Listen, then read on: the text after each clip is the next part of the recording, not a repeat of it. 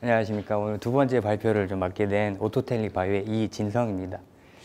오늘 제가 시작하기 전에 제가 오늘 좀 정장을 좀 입고 왔는데, 이 정장을 입고 온 이유에 대해서 조금 설명을 좀 드리고자 하면은, 사실 제가 이제 일양약품이라는 이제 회사에서 근무를 하다가 이제 오토텔릭 바이오로 오게 됐는데, 그 전까지는 항상 정장을 입고 다녔습니다.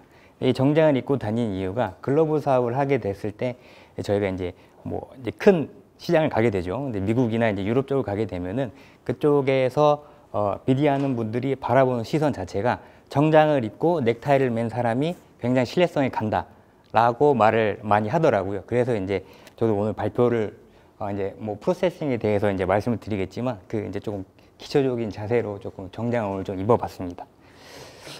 그러면 오늘 좀 시작을 해보겠습니다. 맨 밑에 거는 네. 우선 라이센싱에 대한 정의를 좀 사전적으로 풀어보자면, 일단은 라이센싱은 이제 등록된 상표 아니면 지적 재산권을 이제 내가 갖고 있는 라이센서가 갖고 있는 것을 이제 라이센스인을 하는 사람한테 이제 권리를 넘겨주게 되는 거고요. 라이센싱이란 라이센서가 보유하고 있는 특허, 기업 비결, 노하우, 등록 상표, 지식, 기술 공정 등 가치 있는 상업적 자산권의 일정 영역을 라이센시하게 계약 기간 동안 양도하는 것입니다. 그리고 이 라이센시는 라이센싱 계약을 통해서 이제 제품을 이제 들여오게 되면은 생산, 사용, 양도, 판매, 전시 등을 할 수 있고, 그 보상으로 라이센서에게 이제 로얄티를 지급하게 되는 그런 형태입니다. 그래서 이제 라이센싱으로 이제 부여받은 권리는 이제 법적으로 이제 독점성, 배타성이 보장이 되는 법적 권리로 라이센시는 독점적 이익을 취할 수가 있습니다. 그렇다면 라이센싱 어그리먼트는 무엇이냐고 하면은 저희가 보통 말하는 계약서입니다. 라이센서와 라이센시 사이에 어떤 이해관계를 돕기 위해서 맺어지는 계약이고요. 그 다음에 이제 라이센싱 엑스퍼트라고 하는 건데, 이제 라이센싱 전문가라고 이제 많이들 표현을 하는데, 기술 영업 마케팅 전문가로 기술 및 산업 재산권을 외부에 사오거나, 이건 이제 라이센싱인이죠. 그리고 외부로 이전하는 라이센싱 아웃 업무에 이제 종사하는 분들을 말하는 거고요. 각종 계약 그리고 라이센스 프로세스의 전문성을 갖고 있는 분들을 이제 라이센싱 엑스퍼트라고 저희는 이제 표현을 하고 있습니다. 그러면은 제가 지금 여기 이 자리에 서 있긴 한데, 제가 과연 라이센싱 엑스퍼트인지는 여러분들께 판단을 좀 맡겨드리고요. 이건 제 이제 바이오그래피인데, 제가 이제 캐나다에 있는 맥길 대학교라고 해서 이제 해부학을 전공을 했고요. 그 다음에 일양약품에서 제가 한 5년 동안 신약 글로벌 사업 비즈니스를 담당을 했었습니다. 그리고 현재 지금 오토텔릭 바이오에서 사업개발 팀장을 좀 맡고 있고요. 요게 이제 제 CV에 있는 거를 조금 따온 부분인데, 제가 이제 신약만 이제 담당을 했고, 그 이제 부수적으로 백신도 사업을 같이 했었습니다. 그래서 이제 CDA부터 텀시, 라이센싱 어그리먼트까지 이제 조금 종합해서 보게 되면은, 제가 이제 라이센싱 어그리먼트를 2014년도 입사하자마자 이제 러시아 회사하고 하나를 했고요. 그 다음에 멕시칸 회사하고도 하나 했고, 이제 콜롬비아 회사하고도 하나 했고요. 그다음에 요거는 이제 텀시스로 좀 멈춰져 있는 상태인데, 이제 브라질하고도 한 건을 했었고, 그다음에 이제 다른 신약이 2개가 있었기 때문에 라이센싱 계약하고, 그다음에 이제 공급 계약도 같이 진행을 했었습니다. 그 다음에 이제 저희가 라이센싱 계약만 체결한다고 이제 저희의 임무가 끝나는 건 아닙니다. 저희의 임무로서 이제 계약 이후의 임무로서는 저희가 얼라이언스 매니지먼트라고 이제 파트너사를 이제 관리를 해줘야 되는 업무까지 저희가 담당을 하고 있습니다. 얼라이언스 매니지먼트 그렇게 어려운 건 아니고요. 이제 제가 경험했던 거는, 저희가 이제 터키 회사하고의 이제 신약 2개를 계약을 체결을 했는데, 기술 이전 건이었습니다. 그래서 가서 터키로 직접 저희 연구원들하고 날아가서 이제 터키 회사에 이제 기술 이전까지 해주고 왔고요. 그 다음에 이제 러시아, 그 다음에 멕시칸 애드바이저리 미팅에 참석을 하게 돼서 이제 한국 그 교수님들하고 그쪽 러시아, 멕시칸 교수님들하고 같이 이제 미팅을 어레인지도 했었고요. 그 다음에는 저희가 이제 멕시코, 에콰도르, 캄보디아, 몽골리아, 그 다음에 카자흐스탄에 이제 저희 신약에 이제 등록을 성공을 했었고요. 그 다음에 멕시칸 신약위원회도 제가 참석을 했었고, 그 다음에 기타 공장에 대한 실사를 이제 담당을 했었습니다. 이 정도면은 제가 이제 좀 강의를 드릴 수 있는 위치에 좀 와 있다고 저 혼자 감히 생각을 하도록 하겠습니다. 예, 지금 오토텔릭 바이오에서는 그냥 뭐 계약도 몇 건 체결을 하고요. 그다음에 이제 제일약품하고 저희가 계약을 맺어 있는데 제일약품도 같이 매니지먼트를 좀 하고 있습니다. 그리고 요거는 이제 보통 보시게 되는 의약품의 라이프 사이클이고요. 보통 이제 개발을 시작을 해서 이제 비임상으로 이제 저희가 이제 효력하고 이제 독성 시험을 많이 하게 되는데 요 부분부터 저희가 글로벌 비즈니스를 이제 플래닝을 하게 됩니다. 그래서 여기에서 나오는 결과물을 가지고 저희가 어떤 지역으로 만약에 뭐 글로벌로 갈 건지 아니면 미국만 갈 건지 유럽만 갈 건지 아니면은 아시아 쪽만 갈 건지 딱 플래닝을 시작을 하고요. 그렇게 되면은 그렇게 한 다음에 이제 추가적인 개발을 또 하게 되고 이제 임상에 대한 좀 잘 안 보이는데 이제 임상에 대한 그런 플랜하고 같이 계획을 하게 됩니다. 그래서 임상이 뭐 1상 끝나고 라이센싱 아웃을 할 건지 아니면 3상이 끝나고 라이센싱 아웃을 할 건지에 대해서도 같이 논의가 돼야 되고요. 그 다음에 이제 허가를 들어가게 되는데 허가에 대한 어떤 허가를 어떻게 받을 것인지 그 다음에 뭐 허가를 절차를 조금 뛰어넘을 수 있는 게 뭐가 있는지 이런 것도 같이 플래닝이 같이 되고요. 그 다음에 이제 허가를 받게 되면은 저희가 이제 생산에 들어가죠. 상업화가 들어가는데 이쪽에서는 저희의 그 의약품 신약이 만약에 뭐 정제인지 캡슐인지에 대해서 또 논의가 필요하고 그다음에 이제 포장 형태가 어떻게 이제 뭐 버틀로 들어가는지 블리스터에 들어가는지 이런 것도 다 협의가 이쪽에서부터 다 돼야 되고요. 그다음에 이제 요것은 이제 컨슈머 이제 고객분들께서 이제 컨슈머를 하고 이제 끝나게 되는 겁니다. 여기서 끝나게 되면은 다시 이제 저희는 신약 개발에 또 들어가는 거죠. 제가 이제 그 단어들을 쫙 나열을 해봤는데 이쪽에서 가장 눈에 띄는 단어들이 좀 있으실까요? 대표님께서 한번 말씀해 주실까요? 가장 눈에 띄시는 빨간 것들이 눈에 띄시죠? 네, 맞습니다. 저희 제약 신약을 개발하는 회사의 입장에서 보게 된다면 First in Class가 가장 기분 좋은 단어겠죠. 네, 저는 요 딱 두 가지 First in Class하고 Best in Class가 눈에 조금 띕니다. 신약 개발을 함에 있어서 First in Class는 당연히 좋은 거죠. 저희가 글로벌 비즈니스 사업을 하게 됐을 때 First in Class인 제품을 가지고 있게 되면은 그냥 좀 속히 말씀드리면 부르는 게 값입니다. 근데 이제 Best in Class라고 하게 되면은 어떤 세대의 그 동세대의 조금 효능이 가장 강력한 약물을 일컫게 되는데 이 두 가지를 놓고 보게 되면은 여기 이제 PDF로 변형이 돼서 조금 이렇게 깨지게 나오는데 First in Class는 저희 이제 하이 리스크, 하이 인베스트먼트, 하이 리턴이고요. 그다음에 Best in Class는 로우 투 미드 리스크, 로우 투 미드 인베스트, 로우 투 미드 리턴이 되겠습니다. 그러면 저희가 이제 신약을 개발하는 입장에서 First in Class로 개발을 해야 되는지 Best in Class로 개발을 해야 되는지 고민이 굉장히 많으실 겁니다. 그 어떤 모드 오브 액션에 있어서 뭐 새롭게 발견된 물질이라고 하면은 First in Class로 가는 게 좋으실 텐데, 근데 이것도 이제 자금이 이제 뒷받침되어야 이제 저희가 이제 갈 수 있는 거고, 저희는 보통 제약사들의 저 경우에는 Best in Class로 개발을 하는 경우가 많이 있습니다. 여기 이제 Best in Class로 개발하는 이유의 자체는 First in Class보다는 조금 적게 개발 비용이 들어가고요. 개발 기간 또한 줄어들게 됩니다. 그래서 이제 빠르게 시장에 진출하기 위해서 제약회사들은 Best in Class를 많이 가게 되고요. 그 다음에 저희가 아까 제가 말씀드렸던 그 사전 작업인데 비즈니스 이발루에이션을 어떻게 해야 되는지에 대해서 이제 제가 조금 설명을 좀 드리도록 하겠습니다.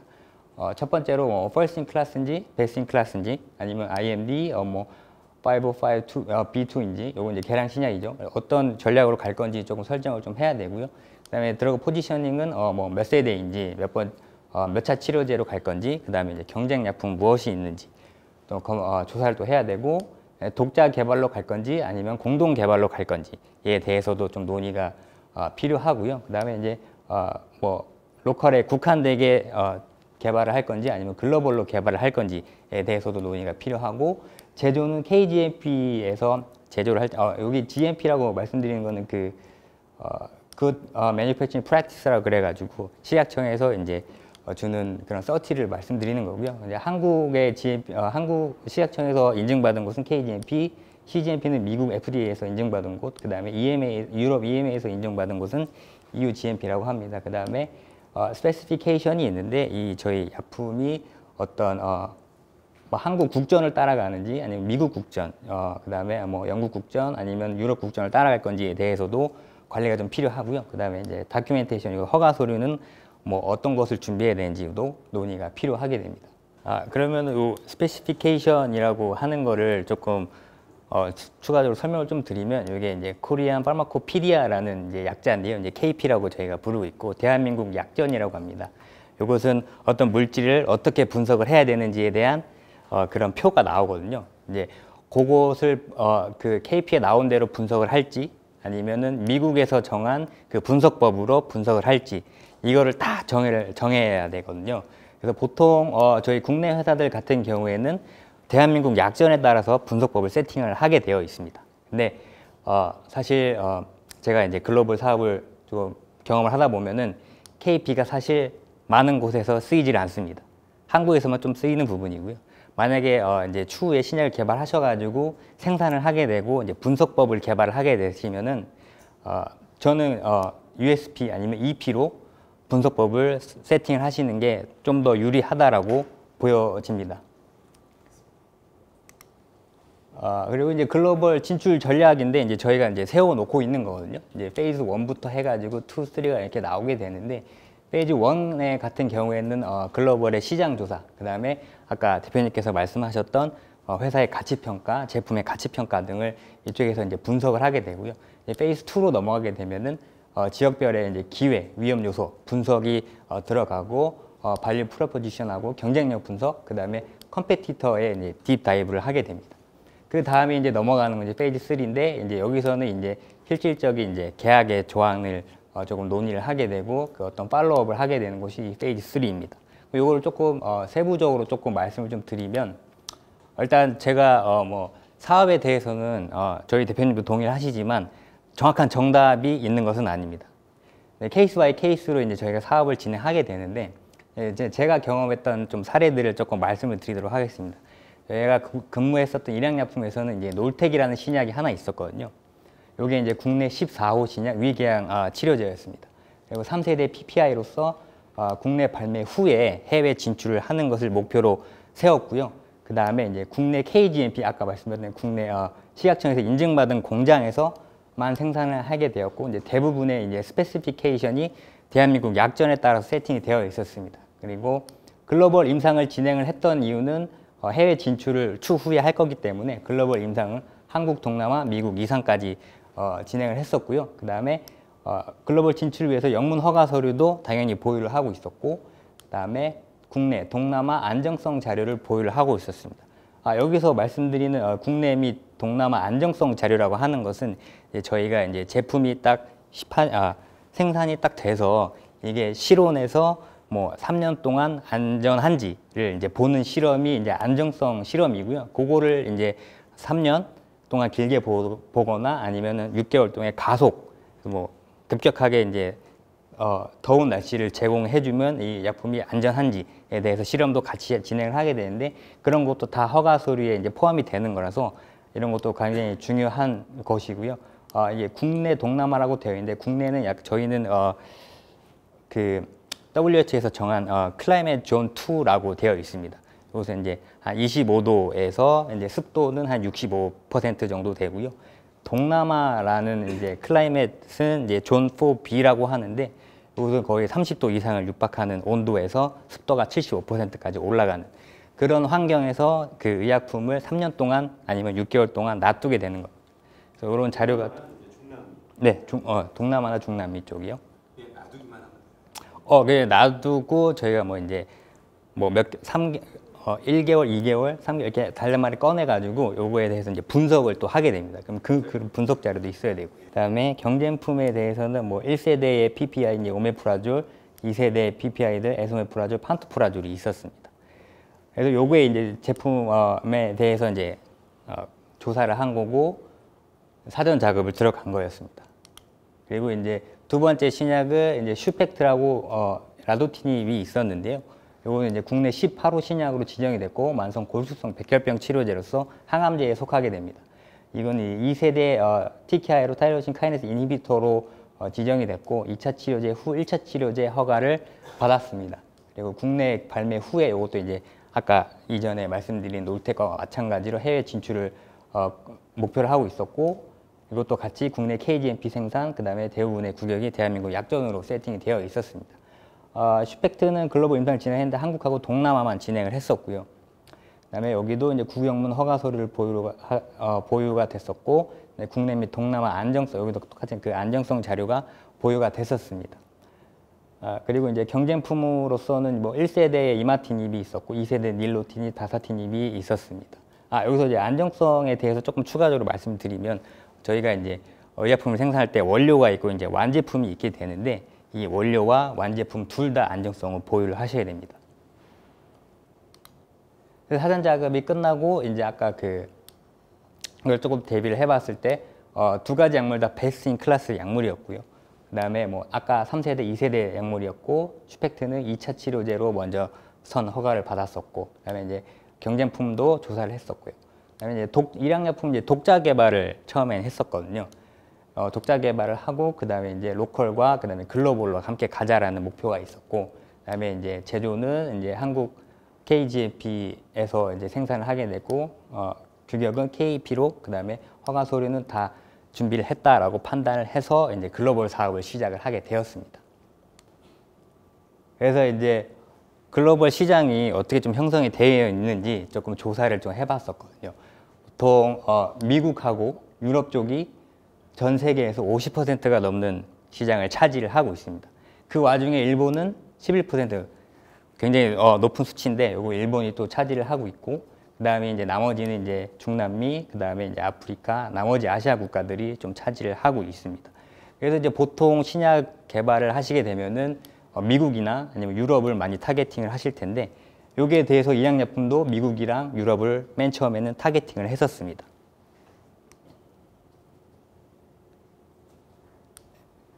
해외 시장에 이제 저희가 이제 아까 해외 시장을 이제 파악을 했으니까 그쪽에서 이제 예상 판매 가격 또 중요하고 특허 현황, 특허 연장 전략 수립도 필요하게 되고요. 그다음에 위탁 생산 가능한 CMO, 요 CMO라고 하는 거는 Contract Manufacturing Organization이라고 하는 곳으로 저희가 국내 KGMP로 생산을 하게 되지만 미국이나 유럽을 진출을 하게 되려면 뭐 CGMP라든지 EU-GMP에서 허가받은 제품, 허가받은 곳에서 생산을 해야 되거든요. 근데 이제 KGMP로는 부족하니까 셀트리온이 대표적인 CMO 중에 하나고요. 거기서 이제 위탁 생산을 맡겨서 거기서 생산된 제품을 미국이나 유럽 쪽에 하게 되고 그다음에 라이프 사이클 매니지먼트와 그다음에 세그멘테이션하고 이제 프라이어티 이제 타겟 지역을 먼저 선정을 하게 됩니다. 이제 일양약품 이제 미국하고 유럽을 먼저 타겟을 하게 됐고요. 그다음에 이제 파트너 후보 회사를 미국하고 유럽에 있는 회사 전체를 쫙 검색을 해서 이제 저희 놀텍과 그다음에 슈펙트를 좀 잘 마케팅을 잘 할 수 있는 회사 위주로 선택을 했었고요. 컨택트한 건수만 거의 500개 회사가 넘어갑니다. 그래서 메일을 쫙 보내고 뭐 사실 답변 오는 곳은 한 10군데 정도도 안 됩니다. 근데 그게 열심히 또 해야죠. 놀텍은 이제 GI 계열 회사. 네, 놀텍은 이제 소화기 쪽에서 조금 그 나라 미국에서 좀 강력적인 회사를 찾았었고 그다음에 슈펙 항암제 같은 거는 또 항암제의 또 강자를 좀 찾았었고요.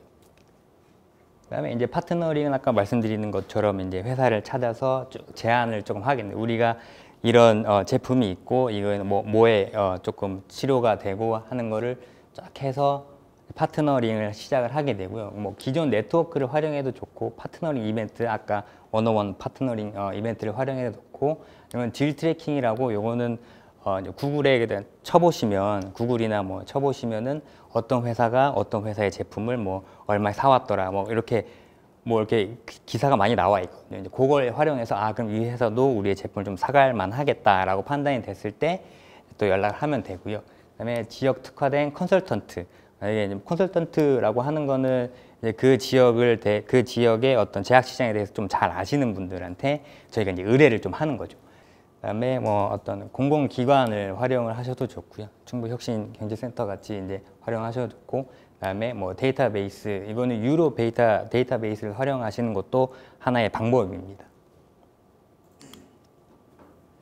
사실 이제 선진국에 이제 진입을 일양약품이 했었잖아요. 이제 미국이랑 유럽에 이제 진입을 하려고 했었는데 조금 문제가 생겼었습니다. 그렇게 문제가 생긴 게 이제 임상, 다양한 인종에 대한 임상이 없었습니다. 그래서 온리 아시안이라고 제가 표현을 해놨는데 한국과 동남아에서만 진행을 했었던 자료로 미국과 유럽에 들어가려다 하다 보니까 이게 여기서 임상에서 이제 그 딜 텀에서 많이 깎였고요. 뭐 계약금이라든지 마일스톤에서. 그다음에 매뉴팩처링, 아까 저희 김 대표님께서 설명하신 대로 KGMP라는 것 때문에 미국과 유럽의 진출이 좀 불가능했었던 게 있었고, 그다음에 아까 제가 말씀드린 그 대한민국 약전에 의해서 분석법이 세팅이 되다 보니까 이제 해외 그 규제 기관에서는 요거를 받아들이지 않는 상황이 또 발생을 했었고요. 그다음에 다큐멘테이션 부분에 대해서는 그 파르마코 비질런스라는 게 있는데 이게 이제 의약품 의회 사례 관리라고 하는 거거든요.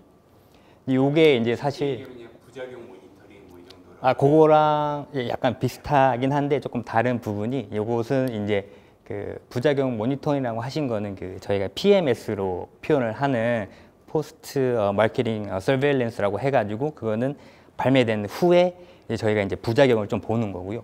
파르마코 비질런스라고 하는 거는 약물 감시. 네. 약물 감시. 네. 우리말로 치면. 요거는 이제 그 의약품이 개발 단계부터 쭉 관리가 되어야 되는 다큐멘트라고 보시면 됩니다. 우리나라에서 이 부분에 대한 다큐멘테이션 능력을 가진 전문가가 별로 없지 않아요. 요새는 옛날에 그랬었는데 수약 개발의 역사가 이제 좀 되다 보니까 조금 이제 여기 많은 네. 많이 모르겠어요. 네, 계속하죠. 네.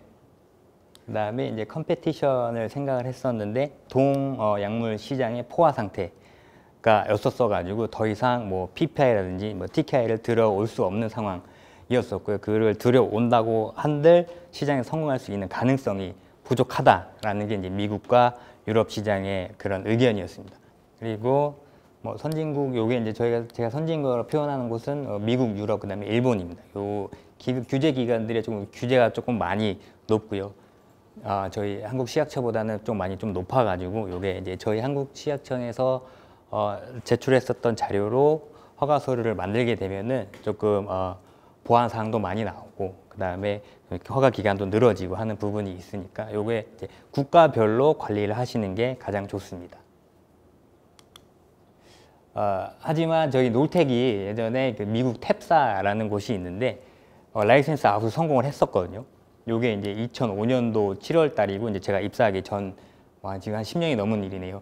닥게다 에버트 합작사인데 요곳에 이제 기술 이전을 했었거든요. 계약금만 4,400만 달러를 받았었고 판매 로열티로 10% 15년 동안 받게 되는 그런 계약 조건을 가지고 계약을 성사를 했었습니다. 그리고 미국 탭사가 개발을 주도를 했었고요. 근데 2008년도 3월 달에 요 미국 탭사가 닥게다 에버트가 이제 결별을 하게 되면서 놀텍 권리가 일양약품으로 다시 반환이 되게 됩니다. 그래서 구체적인 이유에 대해서는 쪽 탭사에서는 그냥 우리가 결별했다라는 게 다였는데 그 다음 연도에 닥게다에서 미국에서 이제 란소프라졸이라고 이제 똑같은 PPI를 발매를 하게 됩니다. 그래서 이제 저희가 예측을 하건대 이제 미국 큰 회사 이제 탭사 같은 곳에서 이제 란소프라졸의 이제 어떤 대항마가 한국에서 개발이 되고 있다라는 소식을 접하고 가져가서 개발을 조금 더디게 한 다음에 란소프라졸을 발매한 게 아닌가. 예, 맞습니다. 이게 글로벌 사하부의 어떤 계약에 있어서 이게 비일비재한 일이거든요. 그래서 요거를 조금 조심을 하시라고 제가 이제 조금 예를 조금 들어드린 거고요. 그래서 이제 일양약품이 이제 미국하고 유럽의 선진국보다는 조금 방향을 좀 선회해서 이머징 마켓에 이제 진출을 하게 됩니다. 이머징 마켓이라고 표현하면 아까 제가 글로벌 시장에 보여드렸던 그런 중남미라든지 아니면 기타 동남아, 아시아 시장을 말씀드리는 건데 비교적 조금 낮은 장벽이고 로컬에 집중을 할 수 있는 게 이제 특징이고요. 그러면 이제 로컬 파트너사하고 이제 투게더의 마인드로 같이 공동 개발을 하자라는 의미로 많이 해석이 돼서 그쪽에서도 저희를 많이 서포트를 해주고 저희도 같이 서포트를 해주고 그래서 같이 커 나가자라는 마인드가 좀 강하고요. 그리고 한국 시약처가 이머징 마켓 규제 기관하고 많은 MOU를 체결을 했습니다. 그래서 이런 이해관계가 많이 있기 때문에 어떤 게 이제 면제될 수 있는 부분도 있고요. 아니면은 뭐 한국에서 뭐 허가된 신약은 뭐 패스트트랙으로 허가를 받을 수 있는 그런 시스템이 많이 존재를 하게 됩니다. 그래서 일양약품에서 방향 선회를 해서 뭐 여기 이제 중남미 UAE에 있는 라이파마사하고 계약을 체결을 했고, 터키 압디 이브라임사하고 계약을 또 체결을 했고요. 러시아 알팜사하고 계약을 체결을 했고, 그다음에 이제 멕시코 치노인사라고 이제 계약을 또 체결을 했습니다. 글로벌 지주자 이제 세 번째 쪽으로 넘어가서 조금 더 자세히 말씀드리면, 이때부터 이제 파트너링이 시작이 돼서 이제 CDA 계약, 그 다음에 아까 말씀하셨던 텀실, 그 다음에 이제 계약서까지 진행이 되고, 그 계약 체결 이후에 이제 팔로우까지 진행이 되는데요. 이게 이제 보통 저희가 이제 진행하는 그런 스텝들인데, 아까 후보 회사를 검색하고 담당자를 찾고, 그 다음에 제품 관심 문의 이걸 한 다음에 그쪽에서 관심이 있다라고 하면 이제 쭉 진행이 되는 건데, 맨 처음으로 CDA 체결이 있습니다. 이제 Confidential Agreement라고 하는데, 이게 이제 아까 중요한 이유가 아까 대표님도 말씀하셨지만 저희 기술을 다 보여주는데, 이쪽에서 그 기술을 가지고 그냥 자기 사업을 차려버리면 저희가 이제 뭐 닭도똥 개가 되기 때문에 이런 걸 조심하셔야 되고요. 조금 더 세부적으로 좀 얘기를 좀 말씀드리면, CDA는 비기밀 자료를 먼저 보내주고요. 그 다음에 그쪽에서 관심이 있다고 하면 이제 CDA 계약을 체결을 합니다. 그 다음에 이제 체결을 하게 되면은 기밀 자료를 제공을 하게 되는데, 이때 이제 허가 서류를 제외한 제품의 가치를 보여줄 수 있는 자료를 보내드려야 됩니다. 허가 서류를 보내주게 되면은 이게 이제 그쪽에서 그 허가 서류를 보고 똑같이 허가 서류를 꾸민 다음에 뭐 이제 계약을 파기할 수도 있는 그런 상황이 발생을 하기 때문에, 허가 서류를 제외하시고 제품의 가치를 보여줄 수 있는 자료만 보내주시면 됩니다. 그리고 이때 그 온라인 서버 같은 걸 이용을 하셔가지고 그쪽에서 뭐 복사라든지 다운로드가 안 되는 그런 서버를 이용하셔도 좋고요. 거기에 대해서 조금 조심을 하셔야 되고, 계약의 이제 좀 주요 사항으로 좀 보게 되면 가장 주요하게 보셔야 될 게 그 Ownership of Confidential Information입니다.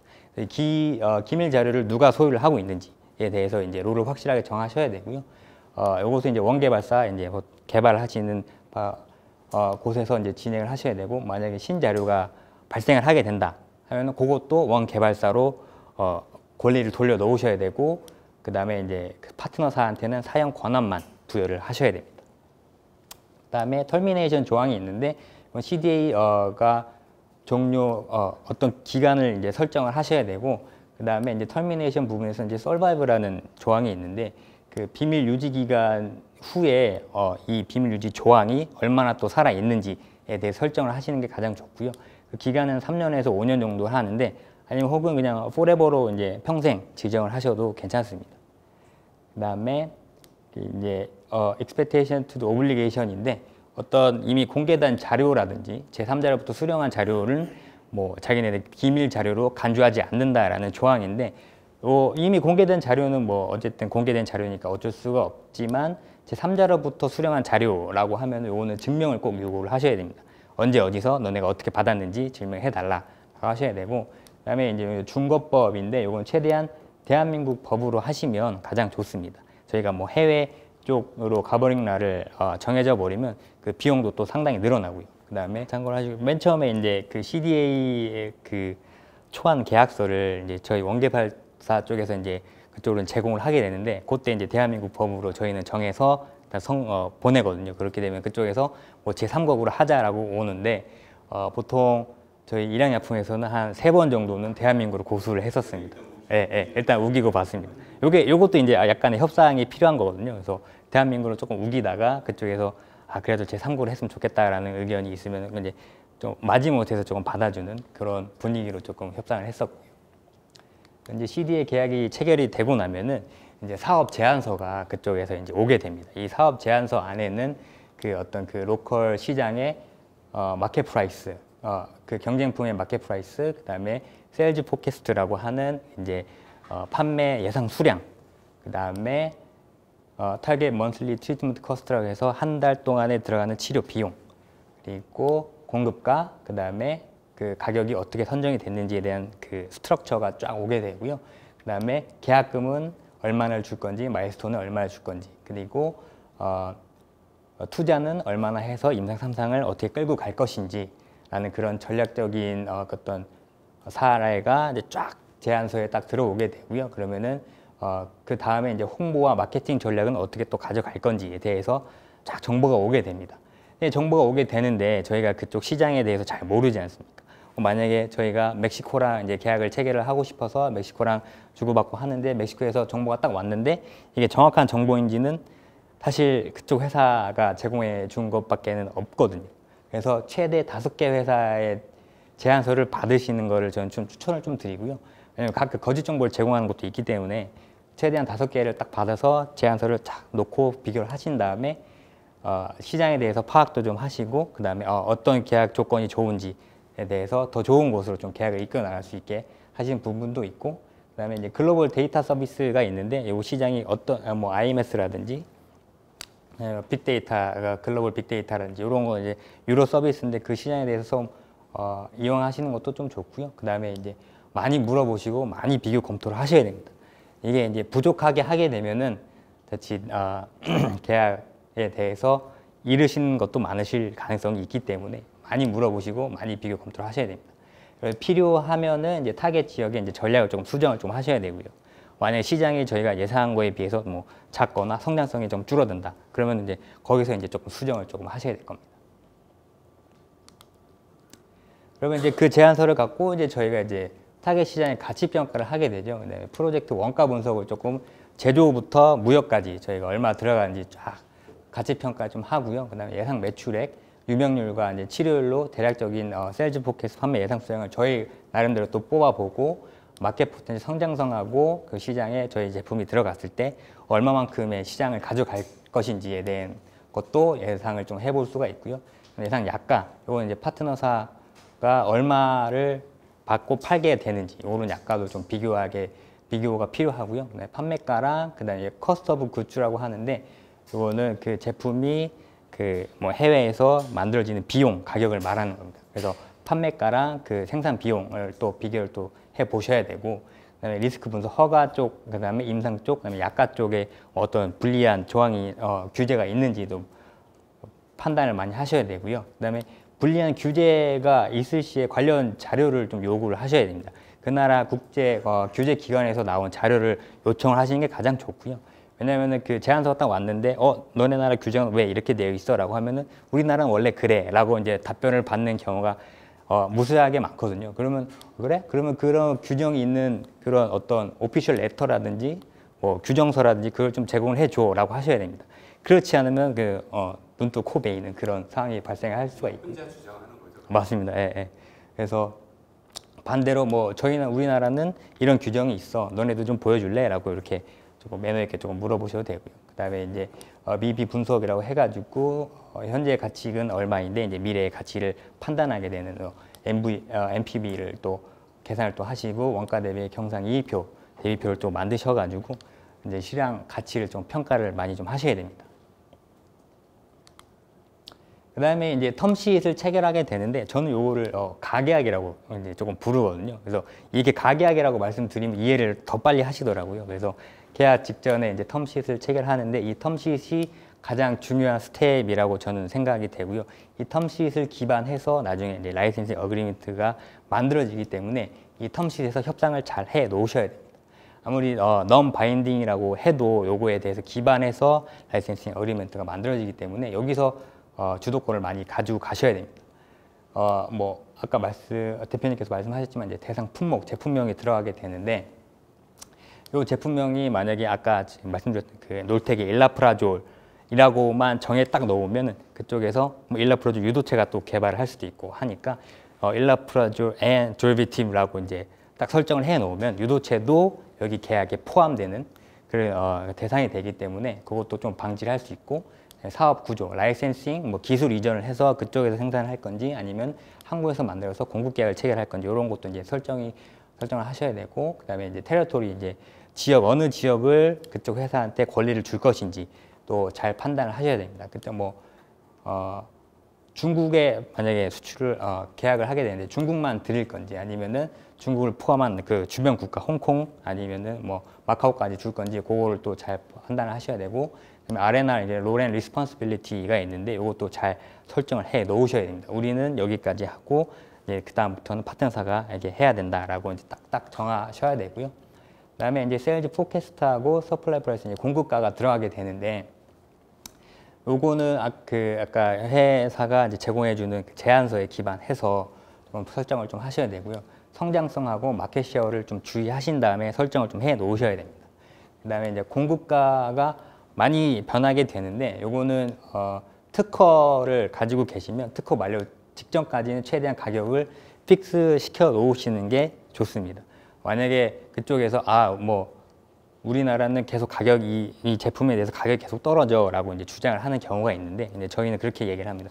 우리는 특허가 있는 물질이야. 그러니까 특허가 있을 때까지는 그 가격에 팔 수 있어라고 이제 말을 하게 되면 그쪽에서도 이제 넘어가는 부분이거든요. 근데 이제 특허가 만료가 되면 가격을 조금 떨어뜨려셔야 되는 게 이유가 이제 제네릭이 발매가 되기 때문에, 제네릭이 발매가 되면 그 시장에서 이 제품의 가치가 한 50% 정도 약가가 좀 많이 떨어지게 됩니다. 그래서 이제 그때는 조금 가격을 조금 낮춰주셔도 되는데, 특허 만료 전까지는 최대한 가격을 고수하시는 거를 조금 추천을 좀 드리고요. 그 다음에 페이먼트 디자인, 아까 계약금하고 마일스톤이 설정이 되는데, 그다음에 이제 뭐 계약금 마일스톤은 아까 대표님께서 너무나 잘 설명을 해주셔가지고 뭐 제가 따로는 말씀 안 드리고, 이제 계약 그 테리토리 수에 따라서 금액이 증가하는 게 맞고요. 만약에 이제 중국만 했을 때 뭐 100억이라고 하면 뭐 마카오, 홍콩까지 포함하면 뭐 200억이다라고 이제 설정 그렇게 하셔도 되고, 그다음에 시장 잠재력 대비 하에 이제 그 계약금과 마일스톤을 설정을 하실 수가 있고요. 그다음에 확실한 지불 시기를 산정을 좀 하시는 게 필요합니다. 만약에 임상일상을 개발했는데 임상일상을 들어가면 줄게라고 말은 하지만 이게 언제인지 좀 불확실하거든요. 그래서 뭐 IND 서미션이라고 해가지고 임상 허가를 어떤 허가청에 제출했을 때 돈을 줘라고 하는 게 이제 기간 설정이거든요. 확실한 지불 시기를 설정하시는 게 유리하십니다. 그리고 이제 로열티 같은 경우에는 뭐 픽스 로열티로 갈 건지 아니면 변동으로 갈 건지 요거는 좀 설정을 좀 하셔야 되고, 저는 그냥 항상 픽스로 이제 딜을 했었거든요. 그 픽스가 가장 좋고요. 그 다음에 상표권하고 허가권 요거는 원 개발사가 소유하는 게 맞습니다. 원 개발사 꼭 소유를 하시고요. 그쪽에서 이제 소유권을 달라고 하는 경우도 있는데, 요거 브라질 같은 경우에는 소유권을 꼭 달라고 하더라고요. 왜냐하면 이제 소유권을 안 주고 자기네들이 이제 개발을 딱 해놨는데 갑자기 저희 원 개발사에서 이제 다 개발 다 했으니까 우리가 팔게 하고 딱 뺏어가는 수가 많다고 하더라고요. 그래서 이제 브라질 같은 경우에는 조금 유의를 좀 하시고, 원 개발사가 필히 소유를 하신 다음에 파트너사에게는 사용 권한을 꼭 주셔야 됩니다. 사용 권한을 줘가지고 그쪽에서 이제 자유롭게 개발과 이제 판매가 이루어질 수 하시고, 그다음에 요게 아까 말씀드린 비경쟁 조항인데, 동일 비슷한 약물을 발매 혹은 개발을 금지하게 되는 조항입니다. 이것도 설정을 잘 해 놓으셔야 되고, 그다음에 이제 개발 기간, 계약 기간, 타임라인 설정이 가장 중요합니다. 아까 말씀하신 대로 탭사의 그런 관리에 있어서 빅파마가 가져가서 이제 개발을 안 하고 이제 멈출 수가 있는데, 타임라인을 딱 설정해 놓으시면은 우리가 이때부터 이때까지 임상 기간인데 너는 왜 개발 안 하냐, 뭐 이렇게 아니면은 소송을 또 걸 수가 있는 그런 권리가 생기기 때문에 타임라인을 꼭 설정해 놓으시는 게. 그렇습니다. 네. 네네, 거기다 했습니다. 네. 네네네, 알겠습니다. 그리고 이게 이제 마지막 텀시트의 마지막인데, 모든 조항의 동의, 협의가 완료가 된 다음에 계약 체결, 체결식을 하시지 않겠습니까?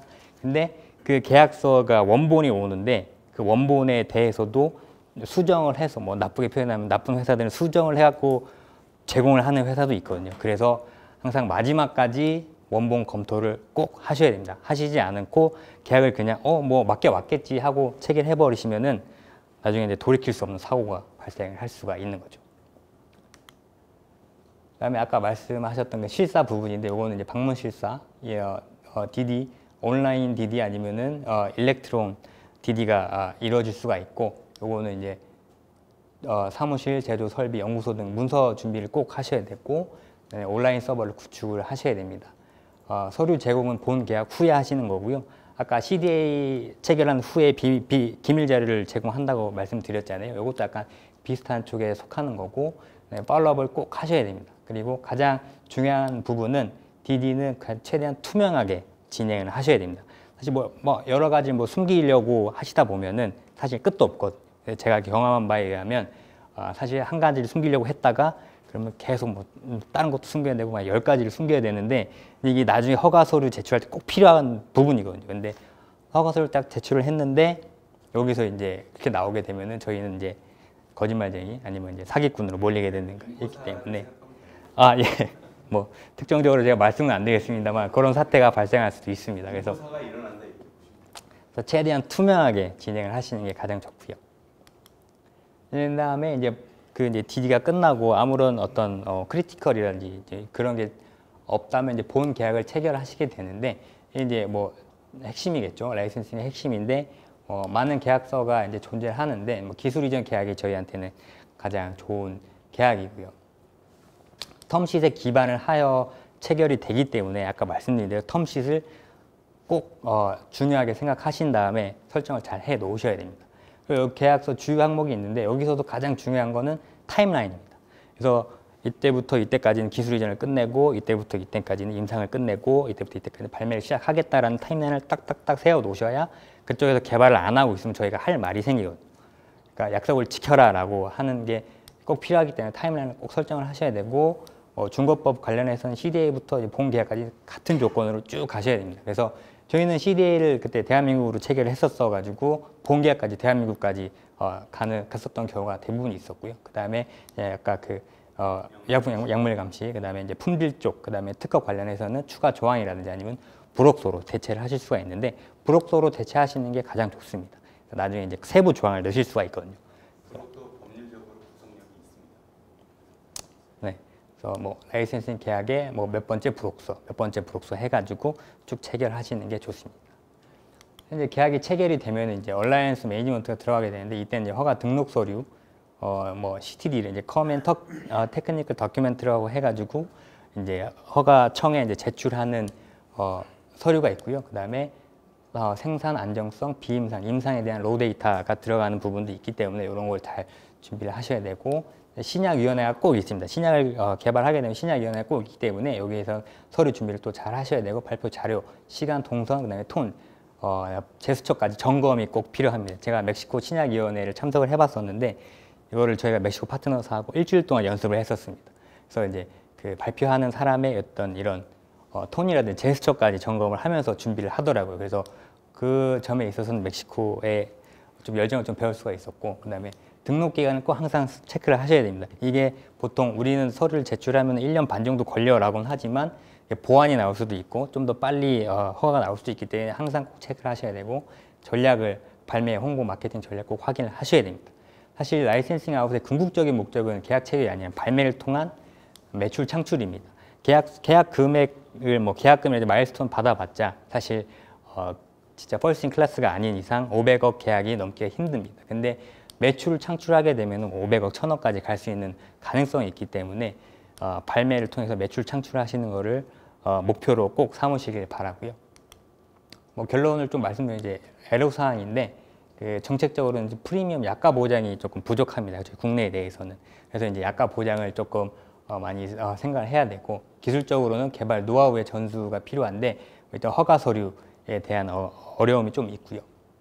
그다음에 투자적 적기 투자의 지원이 필요한데 이제 저희가 이제 돈이 없는 그런 회사들은 이제 좀 어려운 부분이 있고 그다음에 인적 자원, 전문가가 좀 많이 부족합니다. 이제 아직까지는 전문가가 양성하는 그런 시스템이 이제서야 이제 구축이 좀 되고 있는데 아직 좀 부족한 부분이고 생산 아까 말씀드렸던 GMP 수준 이걸 좀 실사를 좀 강화하고 이렇게 하는 게 조금 좋고요. 이게 이제 저희 제약업계에서 부르고 있는 애로 사항입니다. 시사점으로는 포지셔닝에 따라서 라이센싱 아웃 전략을 수집을 하셔야 되고 그다음에 네트워크 구축 경험 많은 에이전트를 활용하시는 것도 좋은 방법입니다. 전문가를 항상 만나시고 많이 물어보셔야 됩니다. CMC라고 하는 건 이제 제조 전문가고요. 비임상, 임상 자료의 적정성 평가를 위해서 전문가를 꼭 많이 만나셔야 됩니다. 그 다음에 아웃소싱을 적극적으로 활용을 하셔야 됩니다.